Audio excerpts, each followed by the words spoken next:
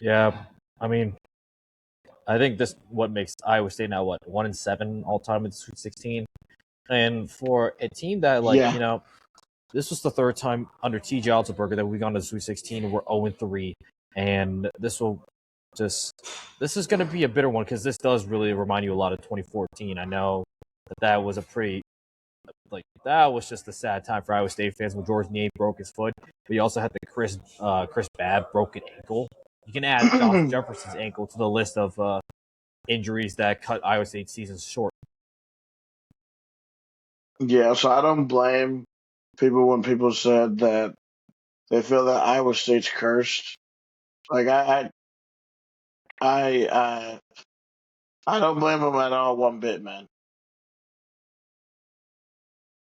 Yeah.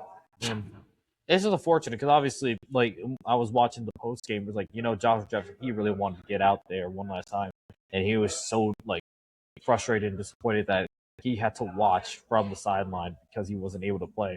And I will say this: I think Josh Jefferson, he plays in that game against Tennessee, he makes a bit of a difference because his size would have really helped out Iowa State. Yeah, probably would have made a difference. Also, probably if we would have hit like 4 or 5 more threes, Yeah, probably made those, probably would have been more in it. But hey, we got yeah. to move on. Um, Mm-hmm. but also we had some other news from that game. Milan Momcilovic has declared for the NBA draft. I think this was something where I think I think at least for me, I was kind of not surprised about it because I think this was the thing in November that I've been following is Milan probably gonna if he has a really good year, he's gonna at least test the draft. I don't know if he's gonna at least declare or be drafted because I think he does have the possibility. But obviously, if you're Milan, he's probably gonna go and see where his stock is and get some feedback from NBA scouts and see and go from there. And I think that's something that got lost. Um, Milan declaring for the draft doesn't mean that there's not the possibility of him coming back because he can still come back for a senior year, and he could be a 4 year guy for Iowa State, just like Taylor Lipsey.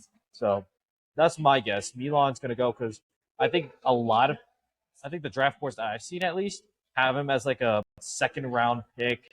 I think the very if I was very very optimistic would be late first round. But I mean this NBA draft class, this freshman class that we have is very very stacked. So I don't know where you put Milan in that regard. And I think one thing that I think Milan might wants to work at is just him going up against NBA dudes because that's what you're going to see every night.